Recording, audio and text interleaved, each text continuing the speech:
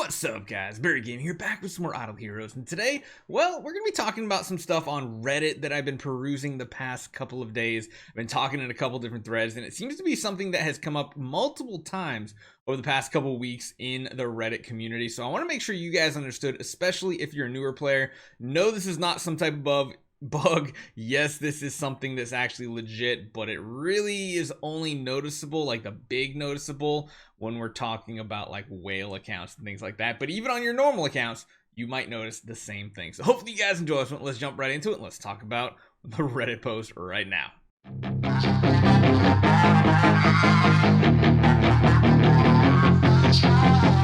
So this right here is the thing that we've been kind of seeing. I've seen 2 to 3 different posts in the past couple weeks talking about this bug with my heroes' power. For some reason, all of the heroes I have get between 190 and 200,000 power at level 1. Even 1-star heroes are getting it. And they show the Holy Kid, which has a crazy high amount of power, 197,000. Yeah, that might be a little shocking, especially for newer players. We can kind of show off exactly what the difference is here, because it says if your guild tech and treasures are advanced enough, you know, all the passive bonuses add up. I actually posted one of mine. Yeah, 30 million. 30.5 million on my 3-star level 1. But it's because of treasure train. Yeah, I've my Holy Kids want 4 million power. You got other people posting like the actual power of their hero in chat and everything. So it's interesting because usually it's newer servers that people are kind of like really surprised about this. But let's talk about this. So let's jump on over to our game here.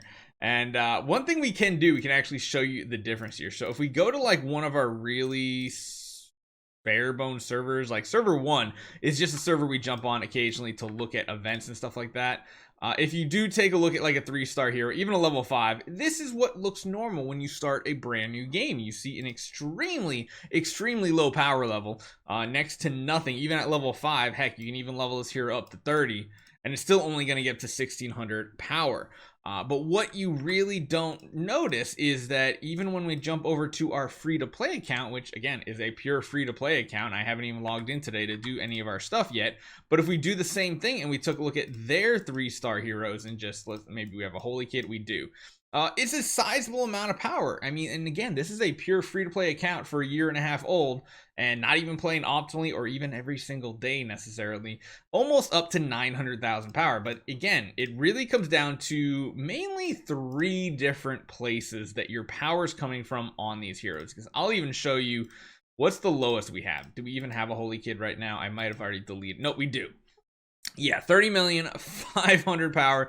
You're looking at about 1.9 million attack on this Holy Kid. You remember the days when a fully powered up Sword Flash, full homeowner, full tenants, full everything, you were lucky to get to 1 million attack? Well, nowadays we're getting that just from bonuses, and there's a few places you're getting that from.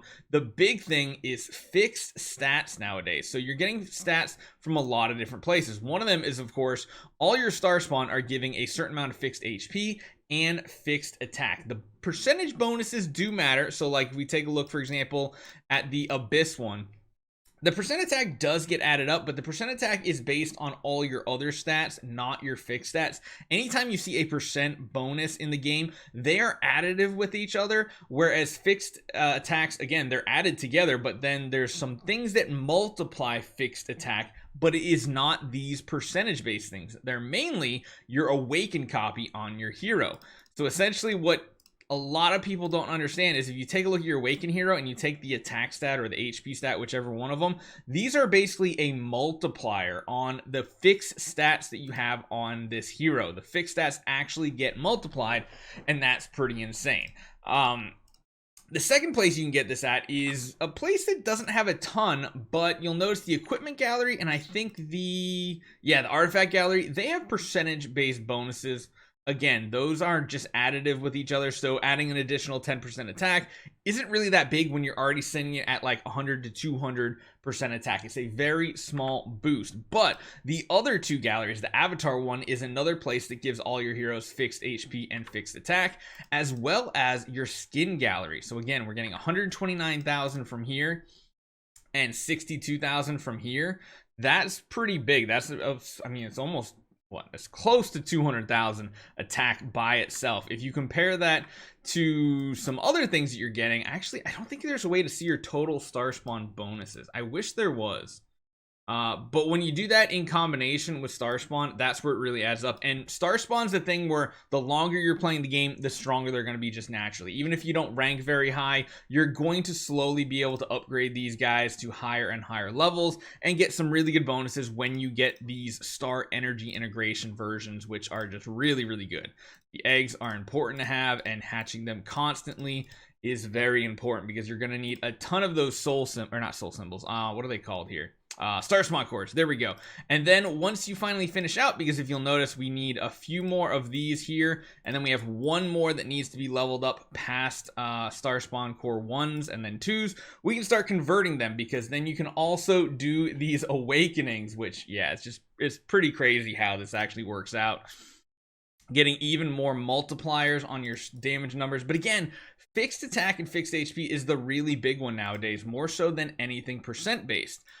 You are also getting some from monsters, but much less nowadays. So the monsters are giving these stats here. These right here are able to be multiplied by all those attack and HP multipliers. So that's something to be aware of, that these can be. However, these cannot. But again, this is another 108,000 fixed attack, almost 3 million HP. All these things add up. However, you don't see these numbers, I don't believe, on your hero sheet.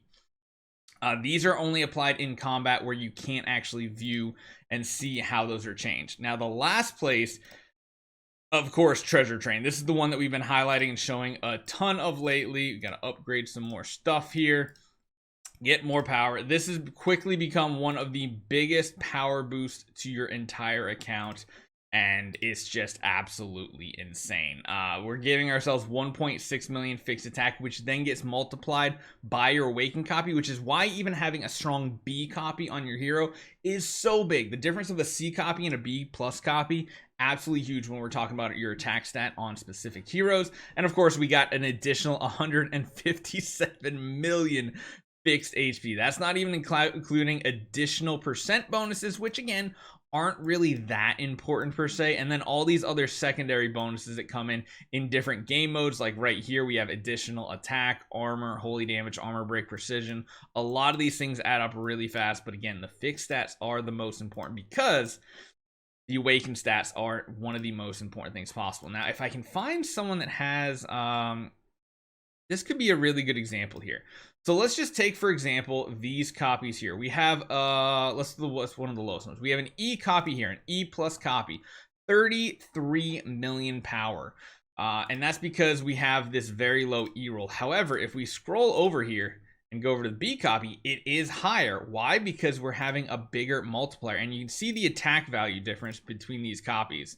We go from barely, well, about 2 million. It goes up to 2.8 billion just because you have a much better roll. And this becomes even more exponentially big as you put on gear, you get stones, you get all these different things. So yeah, power matters, the awaken matters, and most importantly, all those fixed stats add up very quickly. And just that nice little comparison that we were showing before, you can get a very powerful hero. Hands up in chat, leave a comment down below. Does this holy kid have more power than like your main hero? I bet it does. Hopefully you guys enjoy this one. See you guys next time.